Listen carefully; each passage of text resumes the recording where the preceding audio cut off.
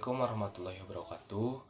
Perkenalkan, nama saya Alpi Wahyudi dengan NIM 2108963 dari PJKR 2021.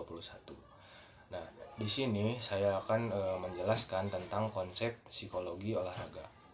Sebelum abad ke-19, ketika psikologi menjadi bagian dari ilmu filsafat, psikologi secara etimologis berasal dari bahasa Yunani, yakni psiki yang berarti mind, soul atau jiwa, dan logos yang berarti studi atau ilmu.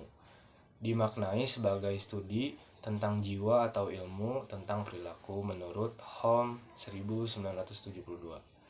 Baru pada akhir abad ke-19, psikologi tampil sebagai disiplin ilmu tersendiri, dan sejak saat itu, psikologi mengalami perluasan makna, diartikan sebagai suatu ilmu pengetahuan yang mempelajari semua aspek perilaku manusia, baik kognitif, afektif, maupun psikomotor.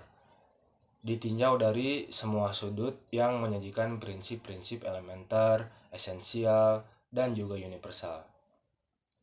Psikologi mempersoalkan inti dari jiwa manusia dan nilainya bagi manusia.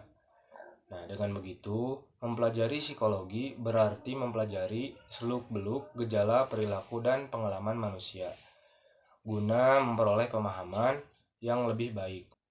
Kajian baru dalam psikologi memanfaatkan konsep dan teori psikologi sebagai sebuah bidang terapan psikologi olahraga termasuk visual untuk diterapkan dalam aktivitas olahraga, baik dalam lingkungan pembinaan olahraga prestasi, kesehatan, maupun pendidikan. William dan Straub tahun 2010 menyebutkan bahwa psikologi olahraga adalah ilmu yang mempelajari tentang faktor-faktor psikologis yang mempengaruhi partisipasi individu dalam olahraga dan latihan, serta pengaruh-pengaruh psikologis yang diperoleh dari partisipasi tersebut. Lebih spesifik lagi, menurut Weinberg dan Gold pada tahun 2019 menegaskan bahwa psikologi olahraga adalah studi ilmiah tentang individu dan perilakunya dalam olahraga dan latihan. Para ahli psikologi olahraga ini mengidentifikasi konsep psikologis sekaligus tata cara penerapannya yang dapat digunakan oleh para profesional untuk membantu individu, anak-anak maupun dewasa yang berpartisipasi dalam kegiatan olahraga dan manfaat-manfaat yang bisa diperoleh sesuai dengan pengertian-pengertian tentang psikologi olahraga yang saya tadi jelaskan. Dapat ditegaskan bahwa psikologi olahraga tidak hanya fokus pada penampilan semata, melainkan juga pada faktor-faktor pribadi dan sosial. Hal ini sesuai dengan hakikat manusia sebagai makhluk yang hidup dalam kesatuan antara jiwa dan raga, serta sosial dan individual.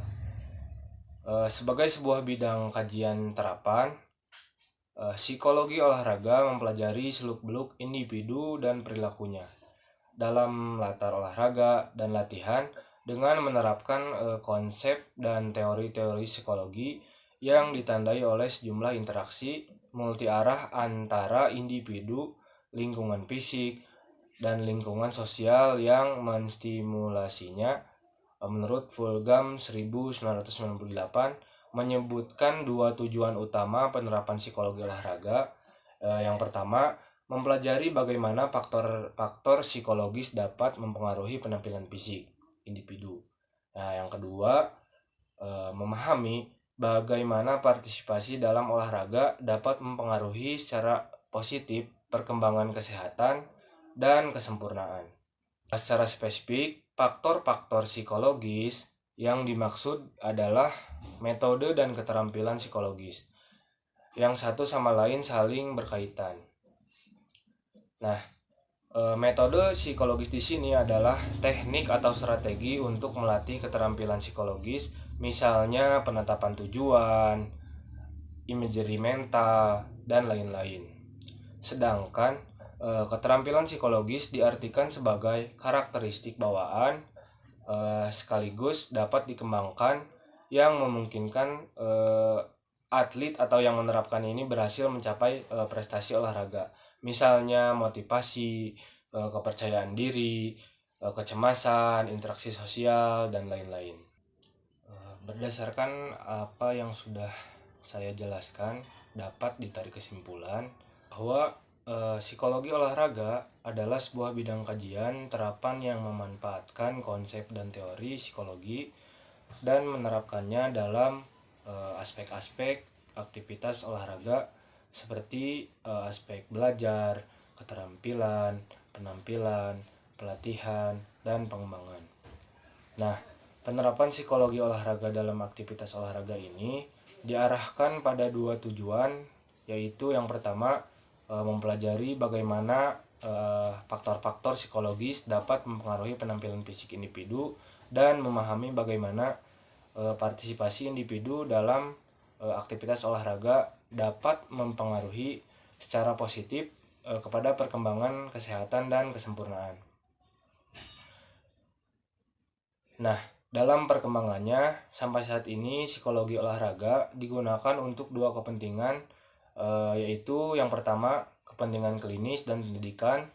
Nah, kedudukan kepentingan tersebut mendasari adanya perubahan wilayah kajian psikologi olahraga ke dalam wilayah kajian di lingkungan pembinaan olahraga prestasi atau psikologi kepelatihan.